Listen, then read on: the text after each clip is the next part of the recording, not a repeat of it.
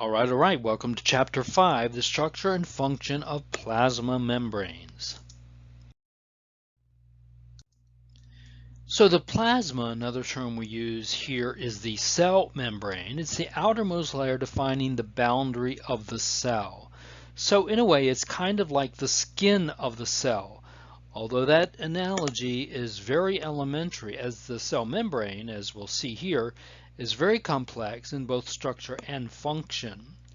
So you already know the basic structure of the cell membrane as a double layer, we call it a bilayer, of phospholipid molecules.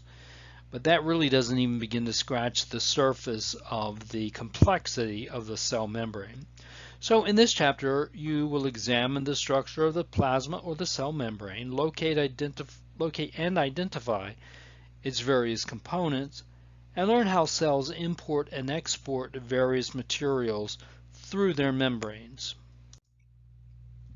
So our objectives for this chapter are to briefly describe the fluid mosaic model, describe the functions of phospholipids, proteins, and carbohydrates with regard to the cell membrane, differentiate passive from active transport, differentiate diffusion and osmosis and explain why they occur, define tonicity and its importance to cells, explain why electrochemical gradients are important to cells, and explain and differentiate endocytosis, exocytosis, phagocytosis, and pinocytosis.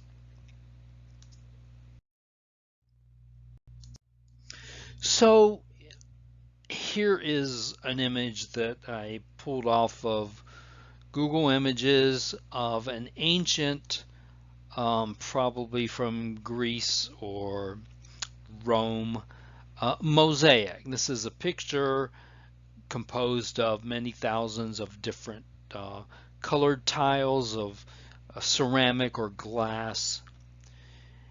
And I show you this picture to kind of give you that image of a mosaic, because we refer to the phospholipid membrane, the cell membrane, the plasma membrane, as a mosaic, and I'll explain that in a second. But the mosaic here in this picture, you can see the individual tiles there. It's thousands of them just to make up this picture of a I don't know, phoenix or something. Well, the cell membrane is composed of millions of individual pieces as well, and that's why we call it a mosaic. Okay, so in this image, you can see the various parts making up the plasma membrane. There it is. And the pieces include phospholipids, as you know, proteins, cholesterol, interestingly, sugars and lipids, and we'll look at each of these parts. Well, proteins, sugars, and phospholipids, for the most part here, they're loosely chemically associated, and as a result, there is a freedom of movement between the pieces. We call that fluidity. So the membranes are always in motion, and that's the idea behind the fluid mosaic model. The plasma membrane is a mosaic because it's made up of thousands and thousands, millions of parts, and the parts are loosely associated such that the membrane is fluid. It's always moving. Now that is true in animal cells, but also in bacterial cells and plant cells, but a little less movement occurring in bacteria and plants because they have cell walls. But animal cells do not have cell walls, and so those membranes are very, very fluid. I have a great video that I'm going to post here in this module that will show you beautifully the fluidity of the plasma membrane. So we call it the fluid mosaic membrane or fluid mosaic model. Okay, we say that the membranes, the plasma membrane, the cell membrane, is selectively permeable. Now, permeable, I think you all understand, means that things can get in and things can get out, right? They permeate the membrane. Selectively pertains to the idea that some things get in while some things cannot get in, right? Likewise, there are some things inside of the cell that need to get out while other things cannot get out. So the membrane is selectively permeable. It lets some things in, keeps other things out, and vice versa. And that selective permeability is the result of the structure of the plasma membrane being polar. As you know, you remember that the bilayer, phospholipid bilayer, includes these polar hydrophilic heads. So these phosphate heads are hydrophilic. They interact well with water, be that the fluid on the outside of the cell, we call that the extracellular fluid, or the fluid on the inside of the cell, which is the cytosol, or the liquid portion of the cytoplasm, while the hydrophilic tails, the lipid tails, are sandwiched between because they're hydrophobic. They do not interact well with water. And that creates this barrier which allows, again, some things to come in while keeping other things out. That's the selective permeability. So with regard to proteins, now we have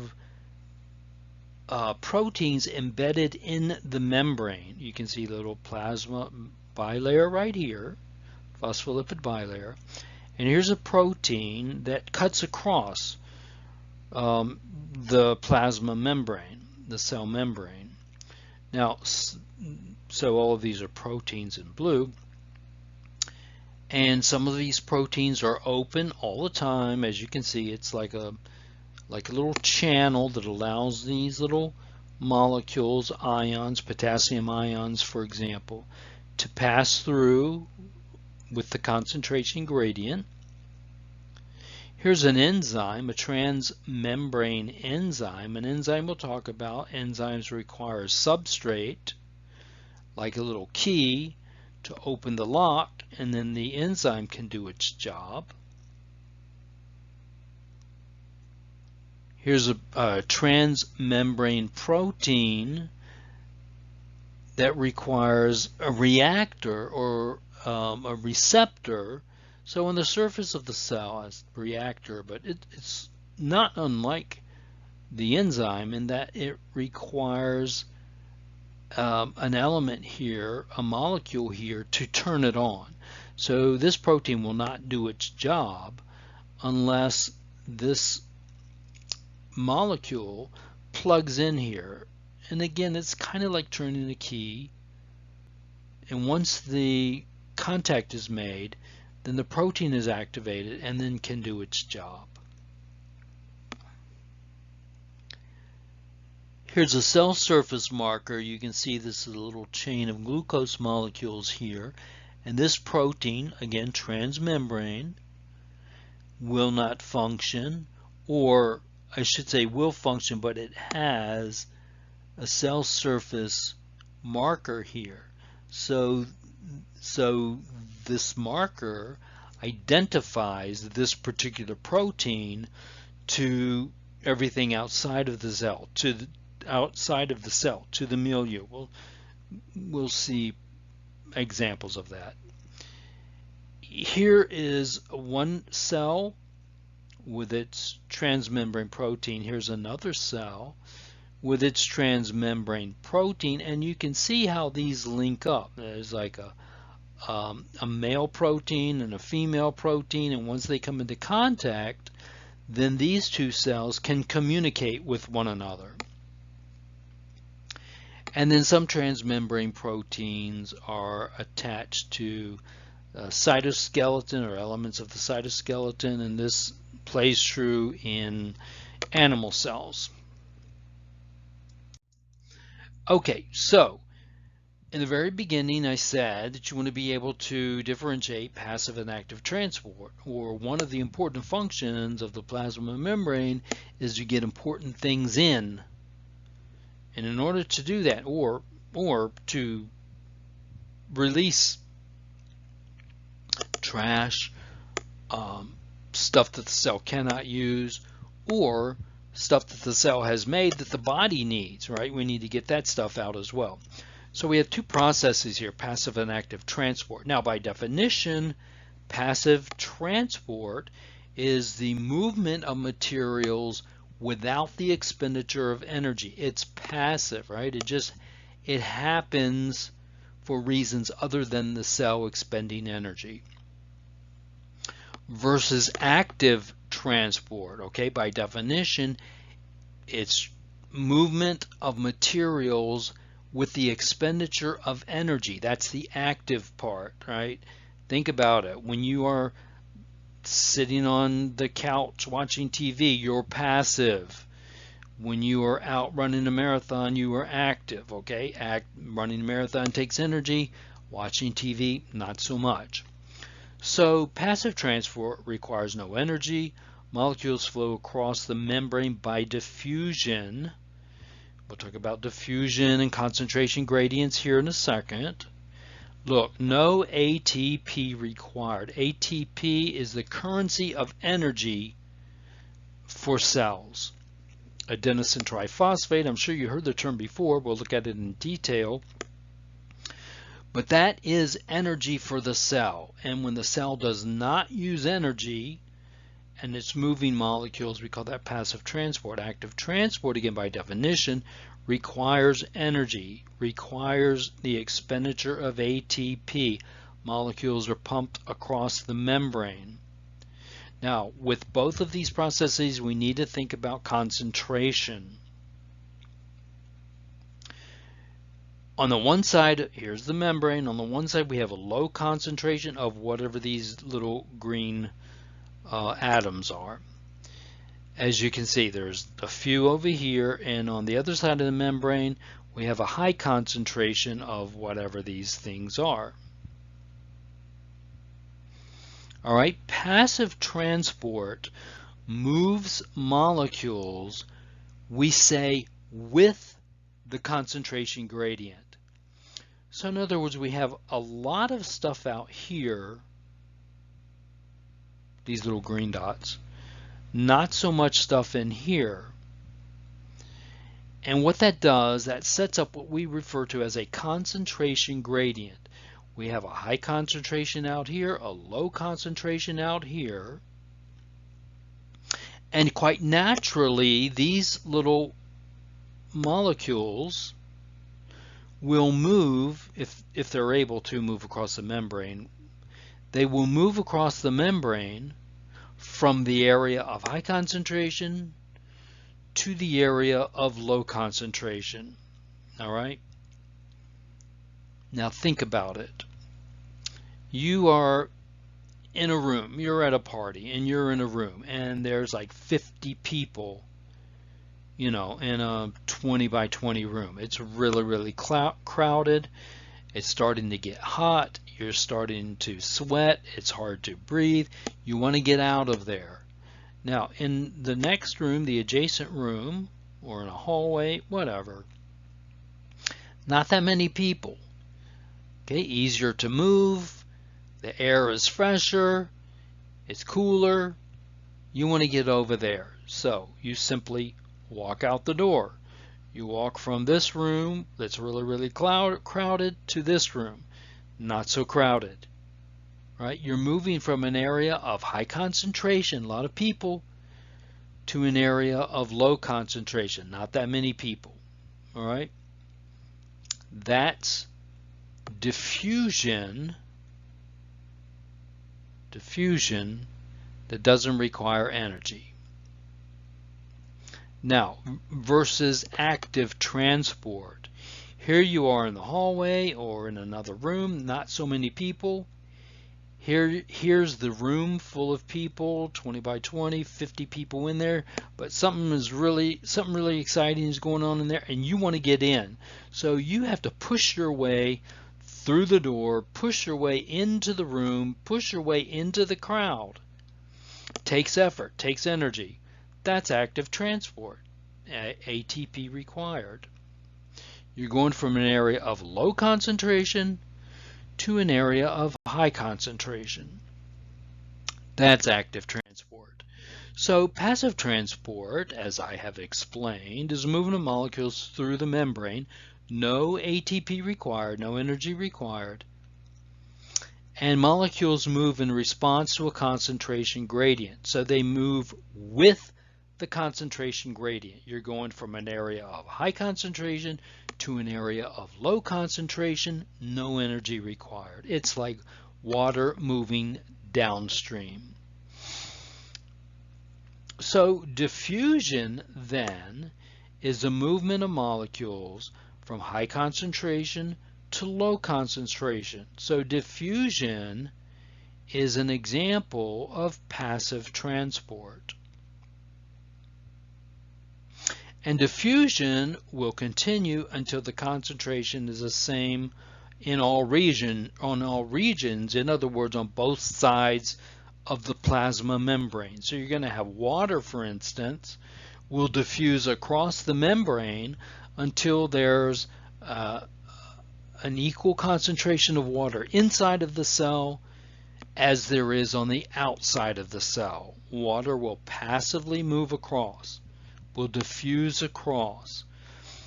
Potassium ions will passively move across until there's an equal concentration on the outside of the cell as on the inside of the cell. We call that equilibrium or homeostatic equilibrium. Equilibrium means it's equal on both sides of the membrane. That's passive transport. So simple diffusion, now we look at diffusion is the movement of materials with the concentration gradient. High concentration to low concentration, no energy required. Simple diffusion is the movement of molecules from an area of high concentration to an area of low concentration, no energy required, no ATP required. Versus facilitated diffusion, movement of molecules from an area of high concentration to an area of low concentration with the help of a transmembrane protein, okay?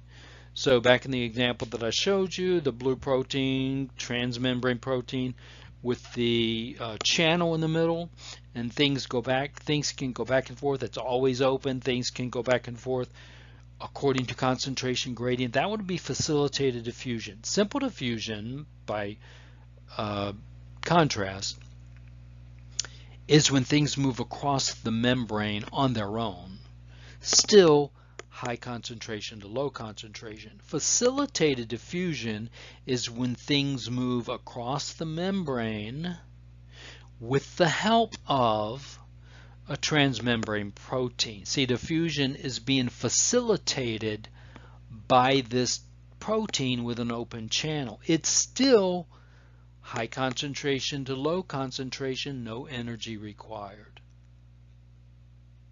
Now, osmosis is not different than simple diffusion, except osmosis refers specifically to the diffusion of water from an area of high concentration again to an area of low concentration. And one of the caveats here with osmosis is through a semi-permeable membrane like the plasma membrane, the cell membrane. So simple diffusion, here's an example. When I do this class live, I take a little bottle of perfume and I open up the bottle of perfume and sit it on the table in front of the class. And that's all I do. Given enough time, my students in the front of the room will begin to smell the perfume. And then as the perfume molecules permeate the room, the folks sort of in the middle of the classroom will begin to smell the perfume. And eventually, given enough time, the students in the back of the classroom will smell the perfume. That's simple diffusion. I just open it up. Inside of the bottle are the perfume molecules. That's an area of high concentration. In the room, there is no perfume. That's an area of low concentration. Passive transport, or simple diffusion rather, says that molecules will move from an area of high concentration in the bottle to an area of low concentration in the classroom without the expenditure of energy. So I haven't done anything with the bottle. I just opened it and set it down. I didn't shake it up. I didn't spray it. I didn't aerate it. I didn't heat it up. I just opened the bottle and set it there. Given enough time, those molecules will leave the bottle and permeate the room. That's simple diffusion. Now, with regard to osmosis, that's simple diffusion of water from an area of high concentration to an area of low concentration through the membrane, through a membrane, through the plasma membrane in the case of cells. All right, so two things going on with osmosis. It's simple diffusion of water through a membrane. Okay, so here's an example of simple diffusion. It's important to remember that diffusion will continue until equilibrium is reached, if equilibrium can be reached. But the ideal situation with regard to organic systems is to have equilibrium, homeostatic equilibrium. Sometimes it never gets there, but that's what the system is always trying to do. Your body is always trying to maintain 98.6 temperature. Your body is always trying to maintain a blood pH of 7, which is neutral. It never gets there, or if it gets there, it never stays there. So it might jump down to 6.9, jump up to 7.4, 7.2, back to 7, 7.2, 6.8, back and forth like that. But your body is always trying to maintain or trying to reach homeostatic equilibrium. If that happens, then the system will stop working. So with simple diffusion, it continues until equilibrium is reached. Here's a great example. You can do this at home. Take a glass just full of tap water and put a few drops of food coloring in the water. And don't do anything else. You're just putting food coloring in the water. You don't want to shake the glass up. You don't want to stir it up. You don't want to heat it up. You just want to sit it there, put some food coloring in there. As time passes, the food coloring will begin to diffuse into and throughout the water. As time goes on, you see more and more color throughout the water until eventually, given enough time, if this color is red, as it is here, the whole glass of water will be red. You will not have done anything to it. You will not have added energy at all to the system. The coloring simply diffuses. Simple diffusion. Passive transport. Now, facilitated diffusion, here we go. Here's your plasma membrane and your transmembrane protein. This is the example that I showed you before. Here are these molecules, whatever they happen to be. This is an area of high concentration. Obviously, this is an area of low concentration. Diffusion says these molecules are going to move from high concentration to low concentration. They can't very well cross the membrane on their own, so they utilize the channel provided by this transmembrane protein. So this protein here with its channel facilitates the diffusion of these molecules into the cell. That's facilitated diffusion. Diffusion facilitated by a transmembrane protein. And once again, diffusion will continue until equilibrium is reached, if equilibrium can be reached. And so the adjacent illustration here shows you these elements, these molecules, whatever they happen to be, also flowing from the inside to the outside, high concentration to low concentration. So what that tells you is, what the illustrations tell you is, that these molecules will flow back and forth, back and forth, back and forth until there's an equal concentration out here as there is inside. That's equilibrium. Okay, diffusion. So what's in the name? Oh, so here's just a comparison of simple diffusion, facilitated diffusion, just what I explained in the last couple of slides. And remember, I'll say it here again, diffusion continues until equilibrium is reached. With simple diffusion, no helper protein, movement from an area of high concentration to low concentration, and or the other way, okay, it can go both ways, but it's always high concentration to low concentration until equilibrium is reached. That is, you have the same concentration on both sides of the membrane. These molecules can obviously pass through the phospholipid bilayer. These molecules cannot, and so they need the help of this channel protein or this transmembrane protein. That's facilitated diffusion. Diffusion facilitated by a transmembrane protein. Now, with regard to osmosis, it's the same thing except it's water. Movement of water from an area of high concentration to an area of low concentration through a membrane. Continues until equilibrium is reached.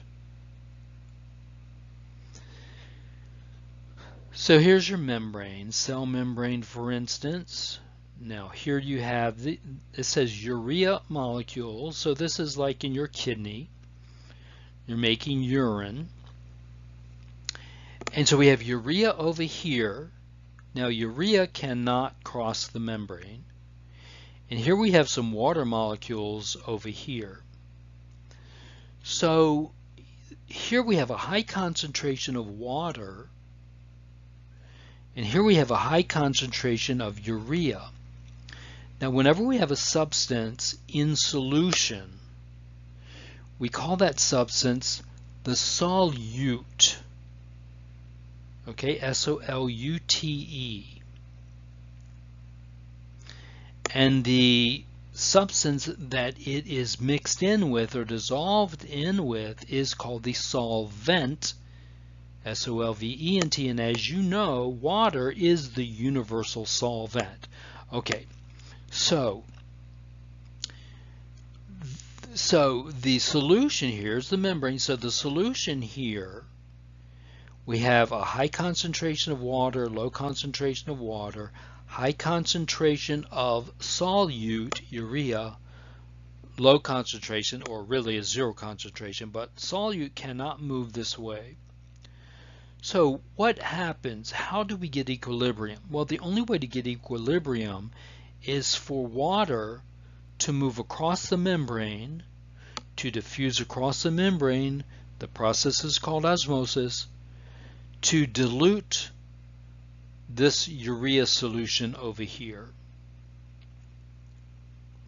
So the water is going to move from an area of high concentration through the membrane to an area of low concentration to dilute this solution over here. As a result, because urea can't move across, as a result, the water here, the level of the water here, the little arrow tells you the level of the water is going to drop as water diffuses over, right? You're going to get less water over here, more water over here, so the solution level is going to increase, right? It's not so much important that you remember this U-shaped and that the water level in this U is going to increase on one side and decrease on the other.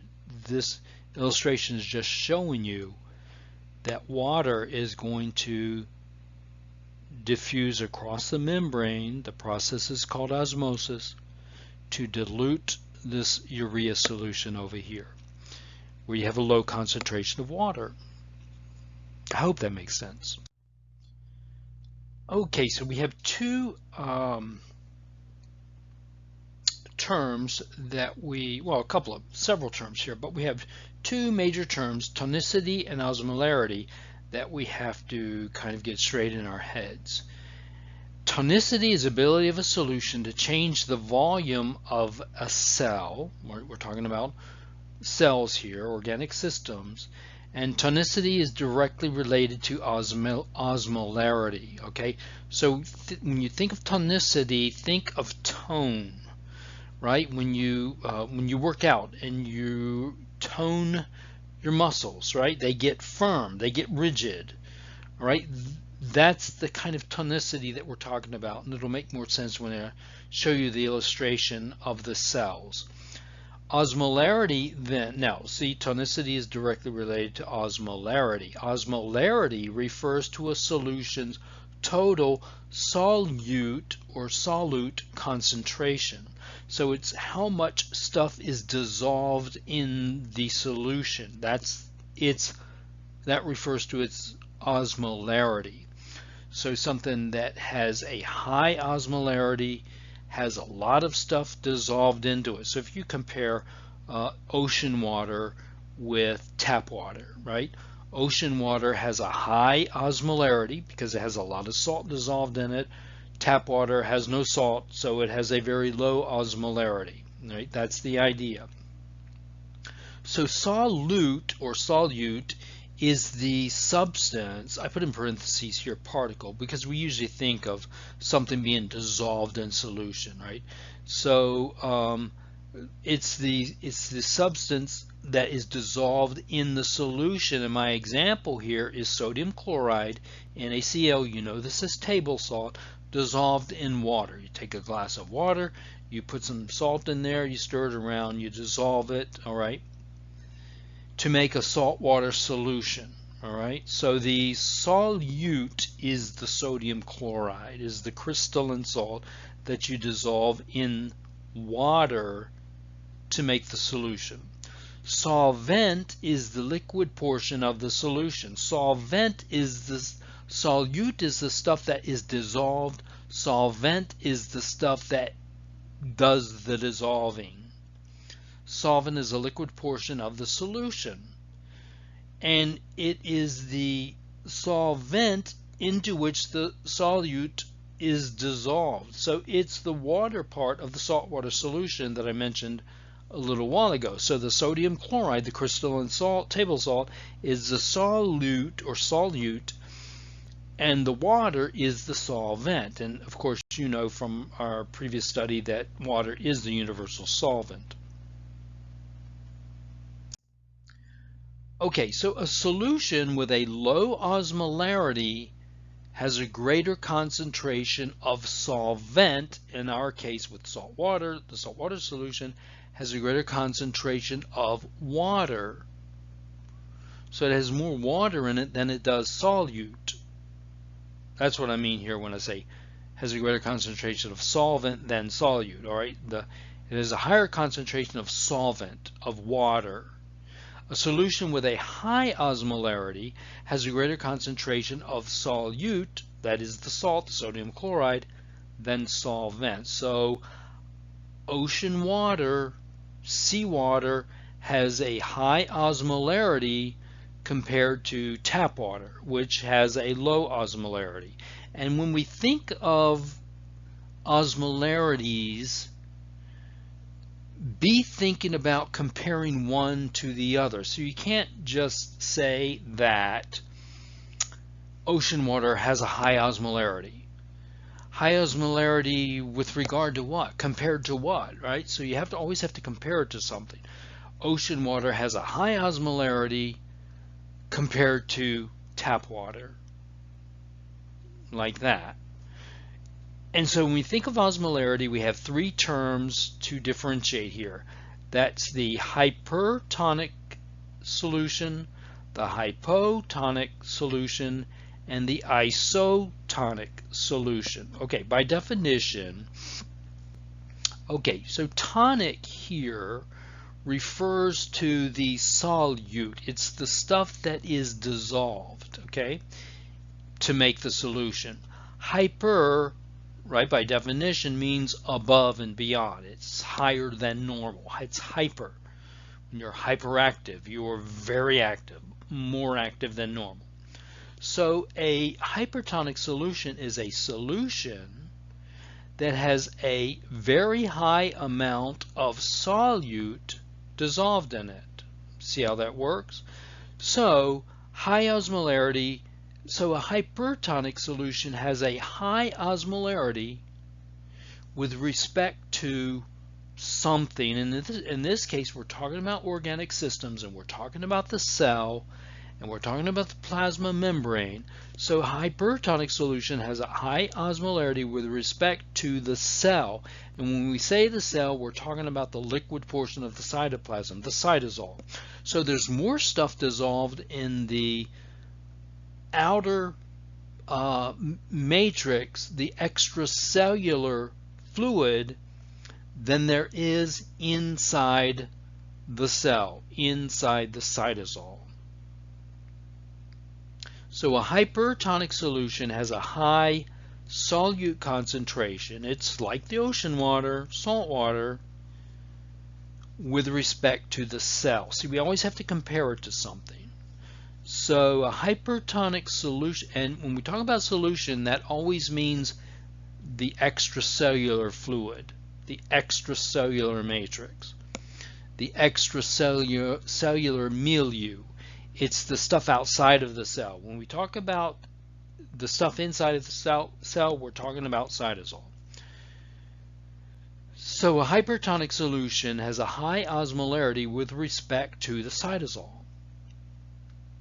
versus a hypotonic solution. It's a solution with lower than normal or less than normal or below normal solute dissolved into it. Hypo means under or below. A hypodermic needle goes under your skin, right? So hypo is below. So hypotonic solution has a low osmolarity with respect to the cytosol, with respect to the inside of the cell. Or another way to look at it is a hypotonic solution has a low solute concentration. This is like your tap water.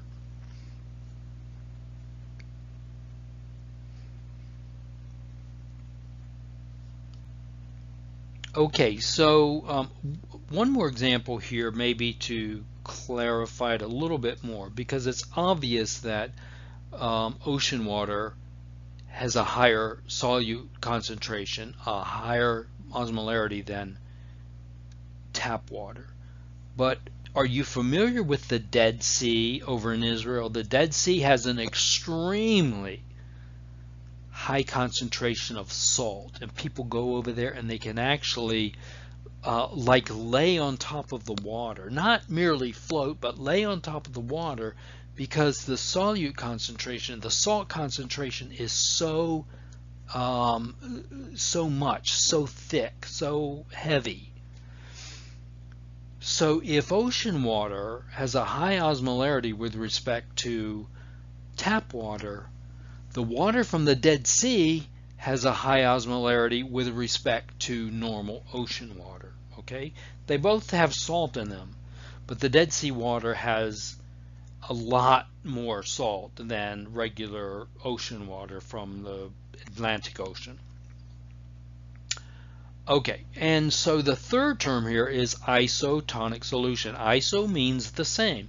So here we have a solution that has the same amount of solute dissolved in it, the same amount, iso, as the cell, as the inside of the cell, the cytosol. So equilibrium across the cell membrane has been reached. So we have the same osmolarity outside of the cell as we have on the inside of the cell. And remember, with organic systems are always trying to reach equilibrium. They don't, or very rarely do, and if they do, it's only momentary. So, right, your body is always trying to maintain 98.6. Right, but it goes a little bit above, a little bit below. If you go out and work out in the hot sun, your temperature goes up a little bit more. If it's winter time and you're outside, the temperature goes down, your body temperature goes down a little bit more, but it's always working to maintain that 98.6 or 37 degrees C. Your body is always trying to maintain a blood pH of 7. 7 is neutral on the pH scale. It's never exactly 7. Well, sometimes it can be 7, but then it quickly goes to 6.9 or 7.1 or 7.2, back to 6.8, up to 7.3, back to 7, 6.9, 7.2, like that. It's always being adjusted back and forth to get as close to 7 neutral as possible. Neutral is homeostatic equilibrium with regard to blood pH, okay, or body pH. So isotonic, we're always trying to reach equilibrium, and when that happens, we have the same osmolarity inside as outside of the cell, then we say that's an isotonic solution. All right. So osmolarity of the cytosol inside of the cell is equal to the osmolarity of the extracellular fluid.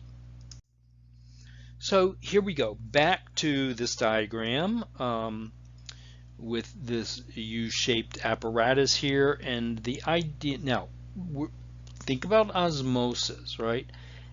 And osmolarity, they have the same root word, right? Osmo. So osmolarity is the degree, the concentration of solution.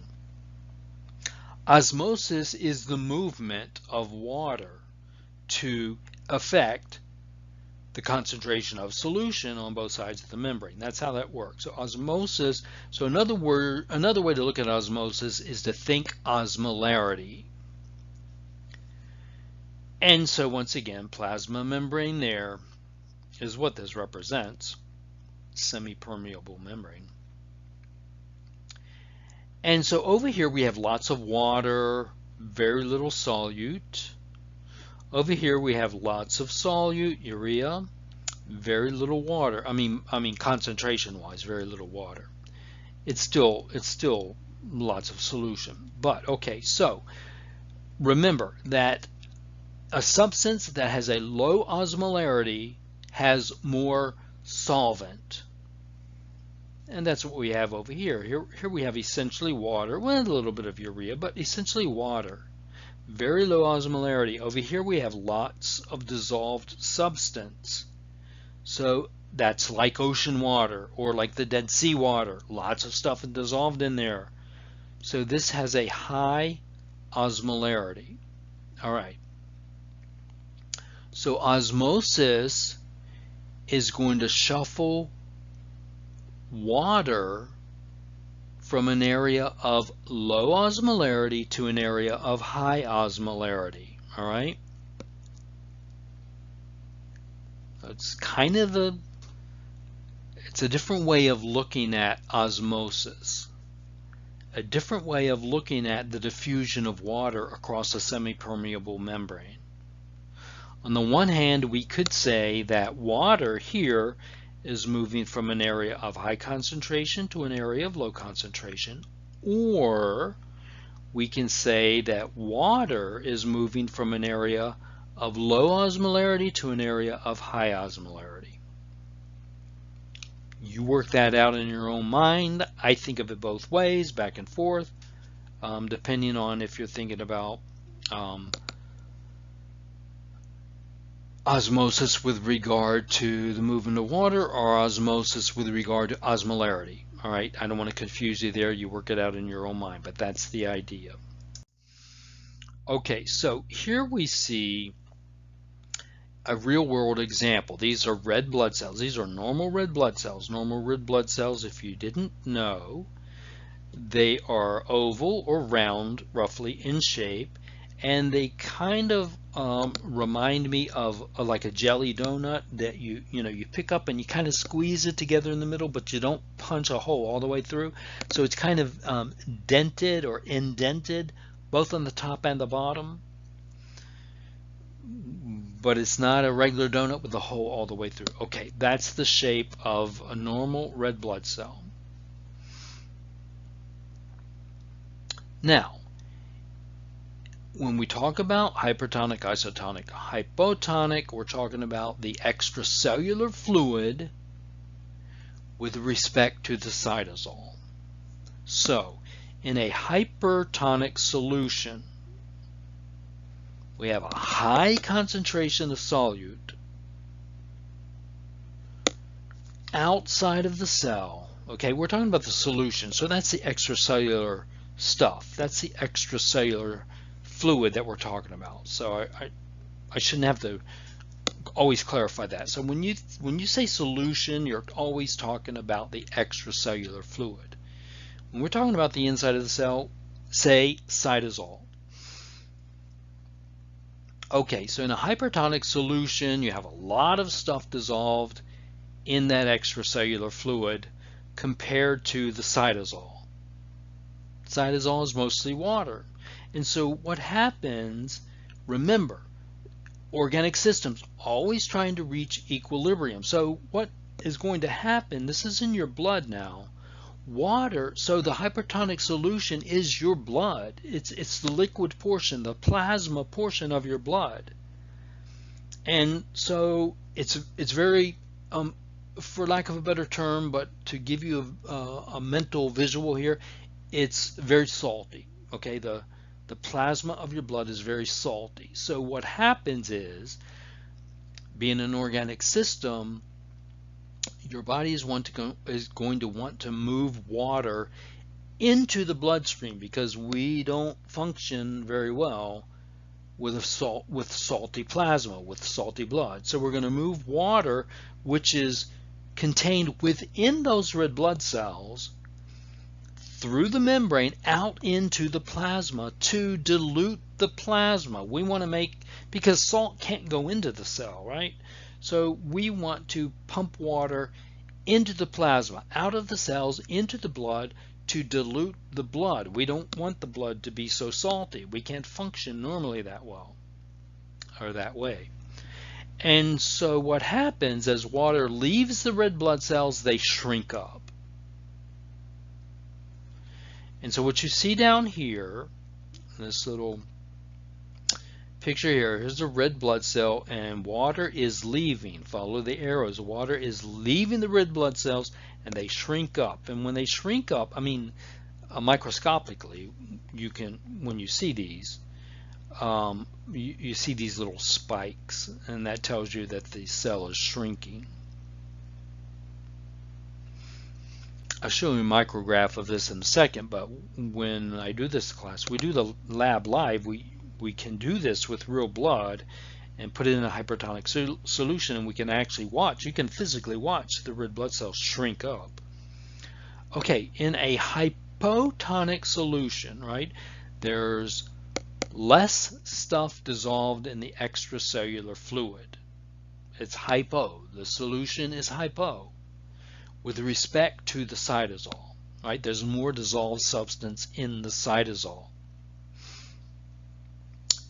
Organic systems want equilibrium on both sides of the membrane, and so what happens here, see out here, we have more water, if you will. We have a solution with a low osmolarity. Inside of the cell, we have the cytosol, which has a high osmolarity, and so the water is going to want to move, or the solvent is going to want to move from the outside of the cell to the inside of the cell to dilute the inside of the cell, to dilute the cytosol, to dilute this high osmolarity situation. Down here you can see water is moving from the outside to the inside of these red blood cells. And when that happens, the red blood cells fill up with water, and it's like filling a water balloon, right? You can add a little bit of water, and then as you add water, the balloon starts to expand, and that's what happens with the red blood cell. It starts to expand, and you can see this in a simple light microscope. When you float these cells in a hypotonic solution, the cells, you can watch them physically swell up, and they will, if this situation is allowed to go on, these red blood cells will swell up to the point where they will burst, just like a water balloon. If you put too much water in it, it can't hold it anymore, it's going to burst on you.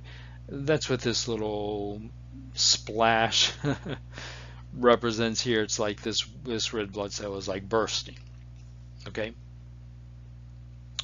so hypotonic solution, we're going from a high concentration of water to a low concentration of water inside of the cell, or the opposite way to look at it is you're going from a low osmolarity, a solution with a low osmolarity, to across the membrane to a solution with a high osmolarity. That's the cytosol in this case. Now in an isotonic solution, everything is the same. You have the same amount of solute on both sides of the membrane. Here the diagram shows you water moving in and water moving out. So as water molecules move into the cell, water molecules move out of the cell. This water is going back and forth freely across the membrane to maintain the same concentration inside as the concentration outside, to maintain an isotonic situation. So the osmolarity out here is the same as the osmolarity inside, or we have the same concentration of solute outside as we do inside, and the cells appear normal. They're like that jelly donut with the smashed in sides. So here we see, we'll see the plant cells, and it'll make a lot of sense when we talk about the plant cells down here. But here again we see the red blood cells. These are micrographs of actual red blood cells, and the same situation occurs right up here as what we saw before. The hypertonic solution, the water leaves the cell and the cells shrink up, and you end up with these little spikes, which you can see right there in the microscope, versus the hypotonic solution, where water moves into the cells and the cells fill up like little water balloons. Now this is the normal red blood cell, and you can see the indentation in the middle there. That's the dark area. Well, you can see in this cell there is no dark area. We've lost the dark area. We've lost the indentation, because now the red blood cell is like a water balloon. It's full of solution. If this is allowed to go on, the cells will burst. And there you see it right there. Isotonic solution, same concentration inside as outside, and the cells appear normal. They look like that. Now these are human red blood cells. These represent animal cells. Down here we see the same situation in plant cells. Now in the hypertonic solution, okay, first of all, this area here is called the central vacuole, and you have that in plant cells. You don't have it in animal cells. You have it in plant cells, and that's what contains the water. That's like an inner pocket that contains the water and all of the dissolved nutrients for the plant. Okay, in the hypertonic solution, water is going to move from the central vacuole out of the cell, out through the plasma membrane, out through the cell wall, because it's a hypertonic solution. So the plant, just like the animal cell, the plant cell wants to dilute that extracellular solution. So water is going to move from the inside of the cell to the outside of the cell. And what you see here is the plasma membrane kind of pulling away, retracting from the cell wall, right? The cell wall remains firm, remains rigid, but the plasma membrane retracts away as water leaves the cell proper. In other words, the cell itself is shrinking up, just like with the red blood cells up here. Okay, so in an isotonic solution, right, you have the same concentration of solute inside and outside. So the osmolarity is the same inside and outside of the cell.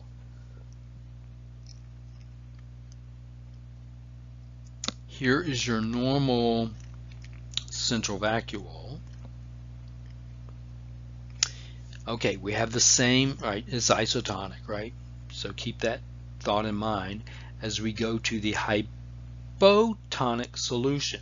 Hypotonic means you have more dissolved stuff inside of the cell than you do outside of the cell, and just like with the animal cell, the red blood cell, water is going to move into the cell and is going to, in the case of the plant cell, it's going to move into that central vacuole.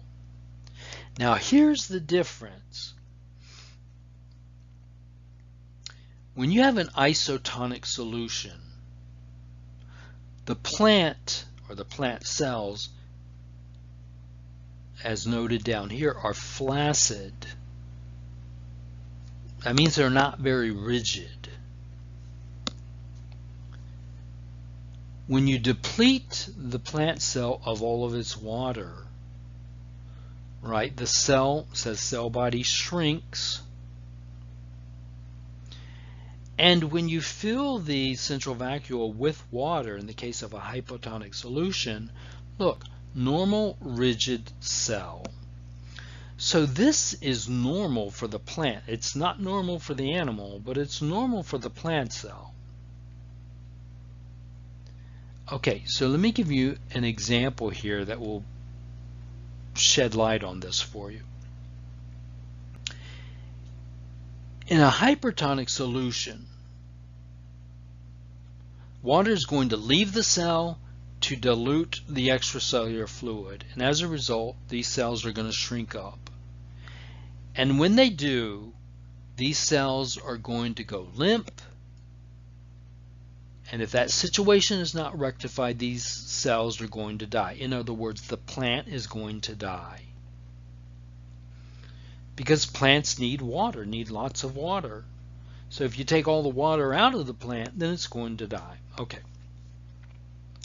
In the isotonic solution, everything is the same on both sides of the membrane. Look, you have flaccid cells, right? They have water in them. There's enough water for them to survive on, but there's not really enough water for them to thrive on. And as a result, the cells become flaccid, right?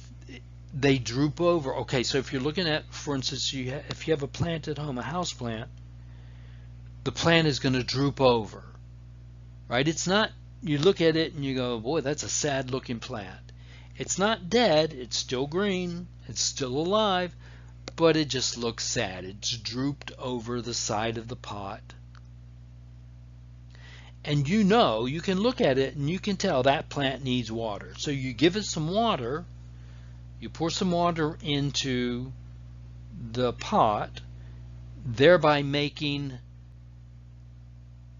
the solution hypotonic. More water, less dissolved substances. The water gets absorbed into the cell, diffuses into the cell. The process is called osmosis, and the cells become full, and they don't burst because, like the red blood cells here, they don't burst because of the rigid cell wall. The rigid cell wall maintains the shape of the cell.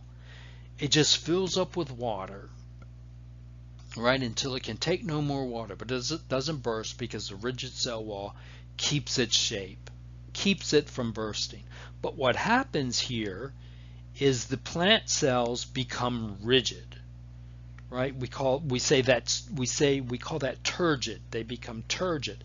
They become rigid. They become firm, and the plant then starts to wake up, if you will, right? You're going to take a droopy plant here, you're going to add water to it, the cells are going to absorb water, and all of a sudden the plant starts shaping up, it starts standing up, it starts becoming more erect, the leaves start to billow out, it starts to look more alive. So when we're talking about animal cells, rigidity, turgidity is not good for them. When we talk about plant cells, we want them to be turgid. And I think of something like something tall, like a corn stalk, right? Or elephant grass, or even just a blade of grass in your yard. when that grass is depleted of water, when you don't water your grass, or you don't water your corn, or you don't water your elephant plant, right? Those cells lose water and they droop over, and if you don't rectify the situation by giving them water, eventually they dry up and die. That's the hypertonic situation. You give them, they're barely alive. You know they need water, so you give them water, and they start to perk up a little bit, but not quite. Your house plant is still drooped over. The cells are flaccid. You can tell this plant is still alive. The plant is still alive, but it still needs a drink of water. You give it more water, the cells become turgid, they become rigid, that plant becomes erect, and it looks happy like it ever looked before, like it should look. Okay, that's what happens here. You may be able to hear the train going by my house in the background. Okay, once again, passive versus active transport. Just a quick review, not going into this. Remember, passive transport is movement from high concentration to low concentration, diffusion, no energy required, no ATP required, versus active transport, where we're moving from an area of low concentration across the membrane to an area of high concentration. It's like you pushing into that room, that's a crowded room, takes energy, takes effort, ATP required. And that brings me to this slide of ATP, just to kind of get you primed for a discussion of ATP later on when we talk about cellular respiration. So ATP stands for adenosine or adenosine triphosphate. It's an adenine molecule with triphosphate, 3 phosphate groups. And you know what a phosphate group is now. It's a phosphorus P with 4 oxygens attached. This happens to have 3 of them attached to one another in tandem. We make ATP through the process called cellular respiration, which we'll talk about in detail later on. So ATP is 3 phosphate groups attached in series to adenine. So here's adenine, there's your ribose sugar, and there's 1, 2, 3 phosphate groups. And the whole point in me showing you this is, as we go into the next point of discussion, is to let you know that there are they're called phosphodiester bonds. They are extremely high energy bonds.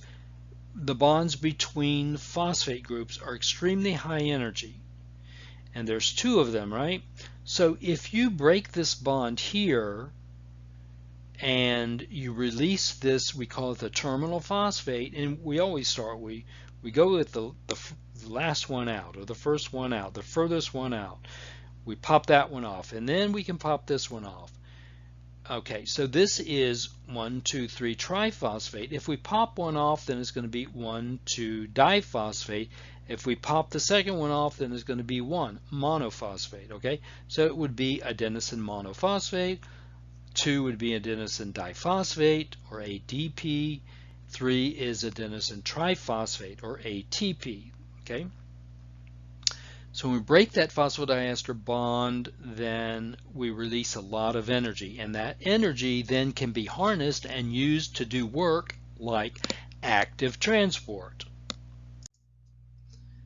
And here we go, like magic, active transport. So movement of molecules through the membrane, energy or ATP is required.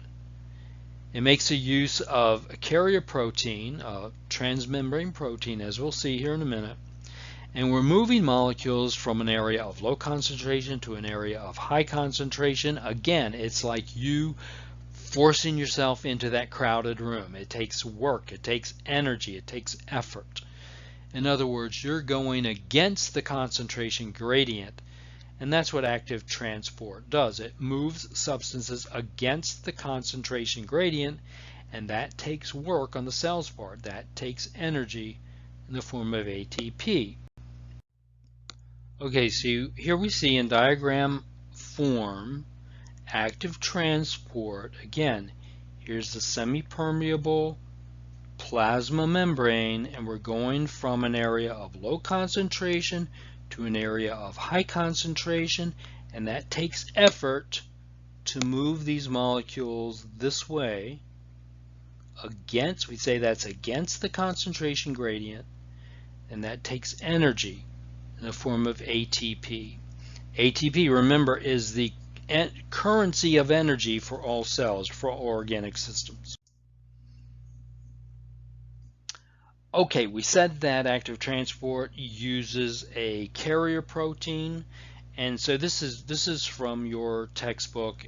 Just shows you 3 different types, and I don't so much care that you remember this, but it's interesting in that here's a this is the membrane, by the way. This is a transmembrane protein that has a single channel, and that single channel allows one type of molecule or one type of ion to pass through, only in one direction. We call that a uniporter. A symporter, okay, uni meaning one. A symporter means the same, right? So here we have a transmembrane protein that, as it allows one molecule to pass through, it also allows a second molecule to pass through at the same time. That's the symporter. And the antiporter, as it allows one molecule to pass through, it allows another, so if we're going from the outside to the inside of the cell, then it allows another molecule to pass at the same time, to pass from the inside of the cell to the outside of the cell. So you have one coming in, one going out. That's the antiporter. Okay, electrochemical gradient refers to, this is from your book, this diagram is from your book. There's the phospholipid bilayer.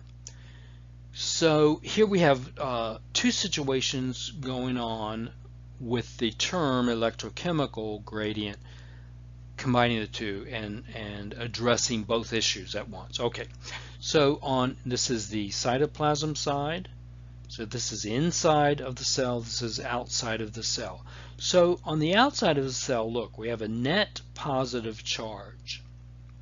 That's because of all of these positive sodium ions. And so the net charge on the outer surface of the plasma membrane is positive, versus the inside of the cell with these molecules that have negative charges, because remember, opposites attract, right? So you have positive over here and negative over here, and they're attracting each other. You know, it's like if you have 2 magnets, right? If you have one magnet on top of the table, you can put another magnet underneath, right? And they attract each other, and you can actually move the magnet underneath, and you can see the magnet on top moving around, right? Because they're attracted to one another. So that's what's going on here. So even though they cannot pass through the membrane and, for instance, touch one another or link up or bind together, they're attracted, positive to negative over here. So on the inside of the cell, on the cytoplasm side of the cell membrane, you have a net negative charge.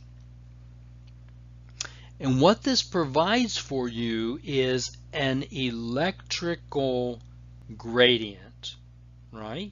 Electrical charges here, positive charges out here, negative charges there, opposites attract. So that sets up for us an electrical gradient. Now, at the same time, you have inside of the cell lots of potassium ions. That's the K with the little plus there.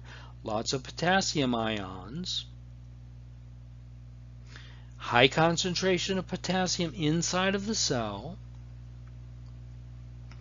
Low concentration of potassium outside of the cell. So we have a difference in concentration inside and outside. So that presents a concentration gradient, or that's a chemical gradient, right? Because we're talking about chemistry here. We're talking about chemicals. We're talking about ions. So that's the chemical part of the gradient. Likewise, you have very few positive sodiums here. You have lots of positive sodium ions out here. So you have a high concentration of sodium here, a low concentration of sodium inside. Once again, you have a concentration gradient. So you have two concentration gradients, one with potassium and one with sodium, and you have an electrical gradient with a net positive charge out here and a net negative charge inside. And so together we refer to this setup, this situation, as an electrochemical gradient. Not only is there an electrical gradient, but there's a chemical gradient at the same time. And it's the forces behind the electrical and chemical gradients that allow these ions to pass in and out and back and forth. That's the idea behind electrochemical gradient. So one of the greatest examples and one of the most prominent examples of active transport in action is a sodium-potassium pump. We use this example here. This illustration is from your textbook, but all textbooks use the same illustration as the preeminent illustration of active transport is the sodium-potassium pump, because you have the electrochemical gradient in action, and you have these transmembrane proteins that move one type of ion out and bring another type of ion in. And this sodium potassium pump is going all the time. It functions all the time. As you sit there and listen to me drone on about this, your sodium potassium pumps are working. As you sleep in bed, sound asleep, your sodium potassium pumps are working. Okay, they're always working. There's a great amount of energy that your cells expend just operating these sodium potassium pumps. Here's how it works. Now, these are not 4 separate pumps. This is all represents one sodium potassium pump in 4 stages of operation, okay? Bilipid membrane there. So let's look at the situation. Here we have a high concentration of sodium outside. This is extracellular. This is cytosol or cytoplasm. High concentration of sodium here. Those are these little ditties right there. Low concentration of sodium inside. There's a few of them. We have a high concentration of potassium inside. Those are these little ovals. And a low concentration of potassium on the outside. There's a few of them out there. And so what the sodium potassium pump constantly does, it brings sodium in, pumps potassium out, brings potassium in, pumps sodium out, back and forth all the time. Again, trying to maintain equilibrium. So in this first stage here, the pump is open on the cytosol side, and it picks up some sodium ions here. Now, this is active transport, so it requires energy. So here's your little ATP molecule, right, with it, your little ribose sugar with its 3 little phosphates. Those are the blues right there, 3 little phosphates, okay?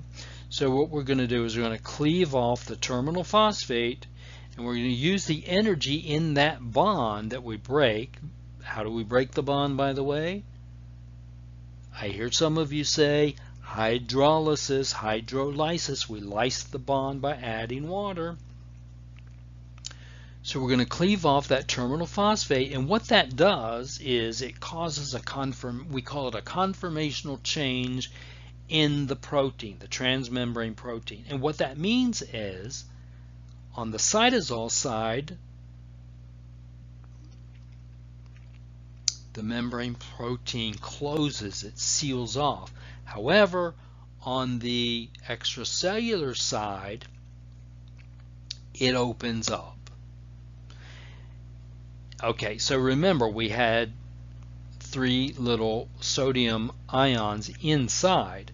So when the pump opens on the extracellular side, the 3 little sodium atoms, sodium ions, can leave and go into the extracellular space.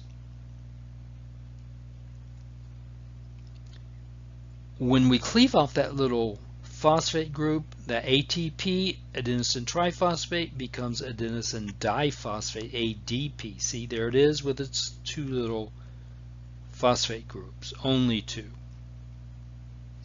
Now, while this pump is open on the extracellular side, look what happens. These little potassium ions jump in there, right? They take advantage of the situation. They jump in there.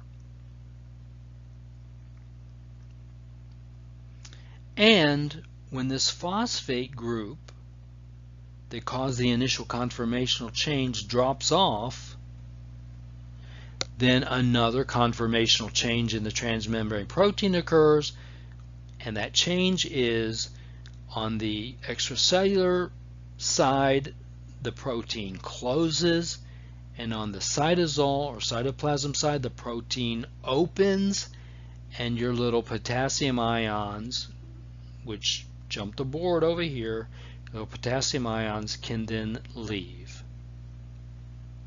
What happens to that phosphate group? It gets recycled, it gets hooked back to ADP, and then you have an ATP ready to go again. And that's what happens with your cells, as we'll see later on. They recycle ATP. That's how you don't make a lot of energy at once, but what happens is you recycle energy in order to survive, okay? And so this happens all the time. Sodium out, potassium in, potassium out, sodium in, sodium out, potassium in. Always trying to maintain equilibrium across the membrane. Here's another look at the sodium-potassium pump. It happens in 6 steps, by the way, and your book goes into it if you're all that curious, and I don't care that you know the individual 6 steps that occur with regard to sodium-potassium pump. But look, it's interesting to note that 1/3 of the cell's energy is used to run the sodium-potassium pump. And there's more than one pump per cell. There are many, many, many pumps per cell, but 1/3 of the cell's energy is used to run those pumps.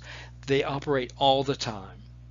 So 1/3 of the energy that your cell makes is used up just on these pumps. Fascinating, if you ask me. You can study this slide if you want to look at the details of the 6 steps.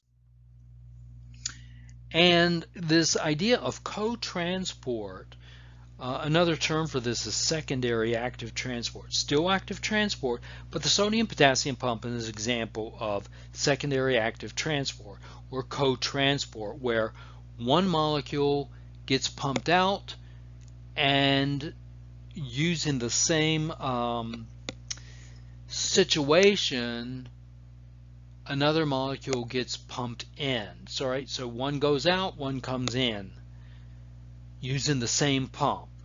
So the pump is co-transporting sodium and potassium, one out, one in, and that's what you see here. There's your sodium-potassium pump. There's your little ATP. ATP is very often illustrated like with this sunburst because it represents energy. You're losing a phosphate there. It causes the pump to open. Sodium jumps in. Potassium jumps in. The pump closes. Okay. Sodium jumps in. The pump closes. The phosphate jumps off. The pump closes up. The pump opens up here. The sodium leaves. The potassium jumps in. The phosphate jumps off. The pump closes up here. The pump opens up here, down here. Potassium jumps off, or in this case glucose here, right? So here is the sodium potassium pump. Okay, we got 2 examples going on here. the sodium-potassium pump, and here is cotransport with glucose. These are glucose molecules here, where you have glucose coming in at the same time as sodium is coming in. Okay, that's cotransport. Okay, bulk transport. I'm probably going to rush through the rest of this because this presentation is running long. But remember, you can always stop it halfway through and watch the rest of it later. So bulk transport is a movement of a lot of stuff either inside of the cell or outside of the cell. Okay, movement of large polar molecules across the phospholipid bilayer. There are two situations here, endocytosis and exocytosis. Endo means into, cyto refers to the cell. So if you want to move big stuff into the cell, movement of large particles and liquids into the cell, we use a process called endocytosis. If you want to move bulk stuff, lots of stuff out of the cell, that's the exo part, movement of molecules out of the cell. Okay, with regard to endocytosis, moving stuff in, we have a couple of situations here. We have phagocytosis, pinocytosis, and receptor-mediated endocytosis. Let's look at them. Phagocytosis is the ingestion of large particles like bacterial cells, glucose molecules, big stuff, okay?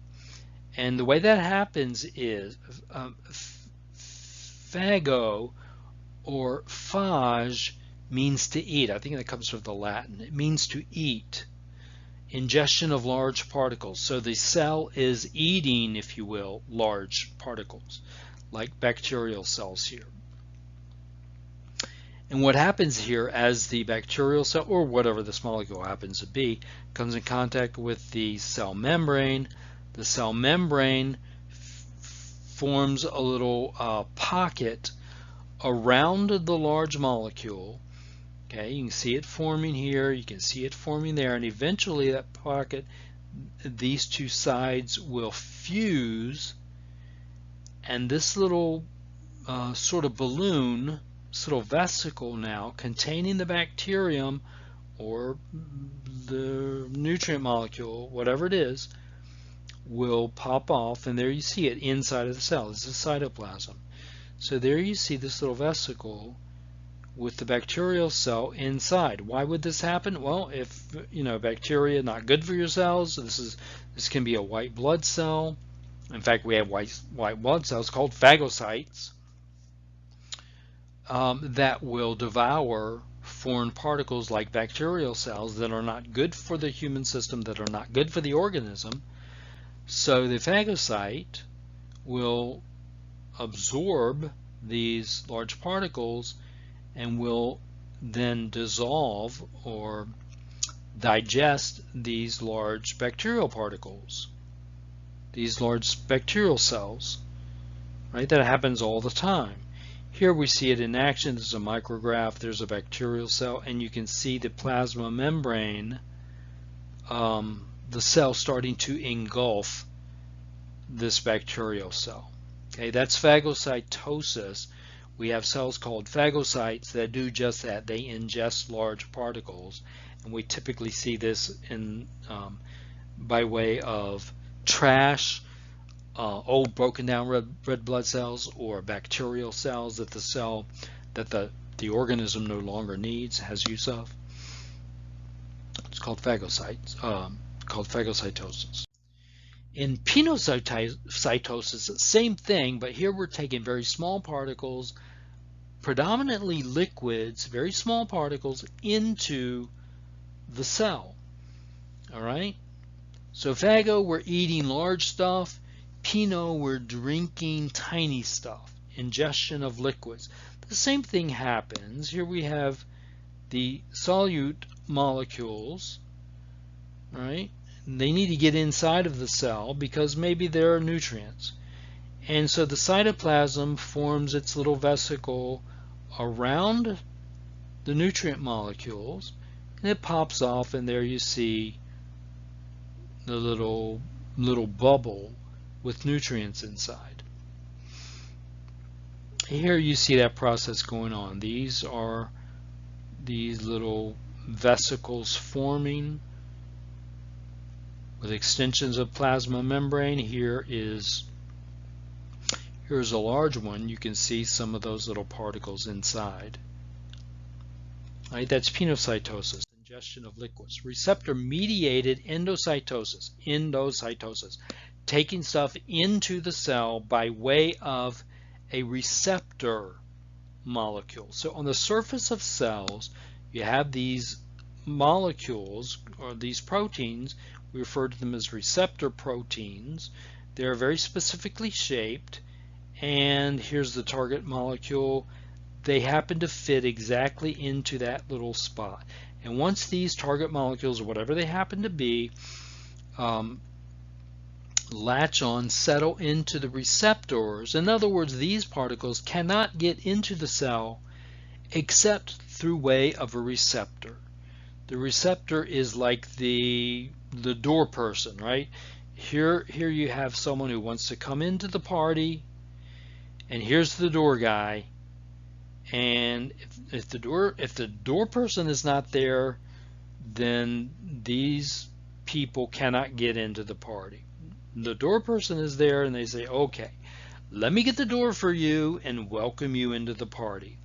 The target molecule rests in the receptor, and then the receptor, the series of receptors, form this little vesicle around the target molecules, and then they're welcomed into the party. They're welcomed into the cell. They're taken into the cell. So here you see, again, the little vesicle with the receptors holding on to the little target molecules, little nutrients, whatever they happen to be. On the other side of the coin, so here we brought stuff in, large stuff in, liquids in. Now we want to move stuff out. We call that exocytosis. Exo means get rid of it, get it out of here, exit the cell, exocytosis. So this is discharge of materials from the cell. Kind of the same thing is going on, and this can be waste products in the cell. This can also be proteins, for instance, that are made in the cell that need to get out of the cell. But anyway, so here you have a double membrane lipid bilayer surrounding this pocket of stuff. We call this a secretory vesicle. We're going to secrete this stuff into the extracellular milieu. Right? So we call this a secretory vesicle. The membrane of the vesicle is a phospholipid bilayer, just like the plasma membrane. So it very easily fuses with the plasma membrane. And when that happens, then it's sort of the reverse of endocytosis, right? The sides pull apart, the vesicle opens up, and the secretory product or particles, whatever they happen to be, get released from the cell. Here is cytoplasm, secretory vesicle, and here you see the secretory products, particles, whatever they are, being released into the extracellular fluid. That's exocytosis. We're getting rid of stuff from the cell. This is from your book, Table 5.1. It is just a summary of everything that this lecture has talked about, from diffusion, osmosis, whether they're active or passive processes, phagocytosis, penocytosis, receptor-mediated. These are all active processes. They take energy, by the way. And it tells you what's going on by way of the materials that are transported. All right? Whew. And that is the end of this lecture and the end of Chapter 5.